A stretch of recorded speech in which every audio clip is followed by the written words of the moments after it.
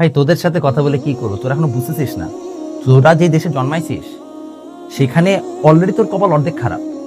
এই দেশের জনসংখ্যা 20 কোটি, তার মধ্যে দেশের অ্যাভারেজের আইকিউ লেভেল অনেক কম।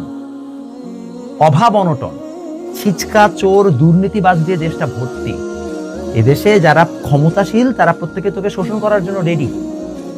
এখন এমত অবস্থায় যেখানে দেশে 3 থেকে 4 কোটি বেকার যুবক আছে, তুমি ভাবতেছো বাবা তুমি হচ্ছে যে এই বাইরাম বাইরাম করে টিকটক করে পার হয়ে যাবা? এত সোজা না, এত সোজা না। কম্পিটিশন অনেক বেশি।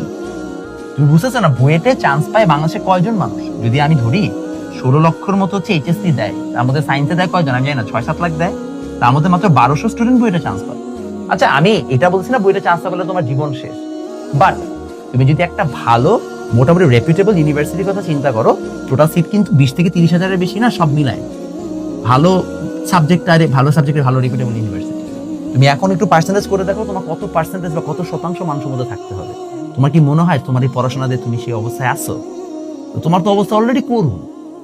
তোমার কপাল অলরেডি পোড়া ছিল যখন তুমি এখানে আসছো, মানে এই দেশে তুমি যখন জন্মগ্রহণ করছো। তুমি তো সুইজারল্যান্ডে জন্মগ্রহণ করো না, তুমি তো ফিনল্যান্ডে জন্মগ্রহণ করো না, তোমাকে আল্লাহ ভিন্নভাবে পরীক্ষায় ফেলছে। আর এখন তুমি হচ্ছে যে এরকম একটা, এখন অনেক মানুষ এসে বলবে দেশের শিক্ষা ব্যবস্থা চেঞ্জ করে না, কেন কেন। অলওয়েজ মাথায় রাখবে এই মানুষজনগুলো যারা আছে যে বেশি নীতি কথা বলে, এই নীতি কথাবান মানুষগুলোকে একটু বলবে তাদের সিস্টেমটা চেঞ্জ করেন, একজনও দাঁড়াবে না। খালি ফেসবুকে পোস্ট করতে পারে, খালি ফেসবুকে কিবোর্ড ওয়ারিয়ার হিসেবে পটর পটর করতে পারে, রিয়েল লাইফে কেউ তোমাকে সাহায্য করবে না। তার মানে কি? তার মানে নিজেরই দেখতে হবে, এবং যে সিস্টেমে আছে সেই সিস্টেম আগে ঢুকে সিস্টেমটাতে পারফেক্ট হয়ে তারপর তুমি সিস্টেম চেঞ্জ করার চেষ্টা করো। আর এগুলা নীতি কথা, এগুলা তো সোজা না।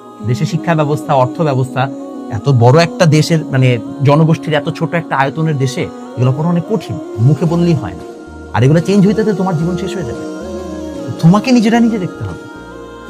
আর তার একটা অন্যতম সেফ উপায় হচ্ছে পড়াশোনা করে জায়গা মতো চলে যাওয়া। পড়াশোনা না করলে স্কিল ডেভেলপ করতে চাইলে ওকে ফাইন করো, সেটা টিকটক দেখো না।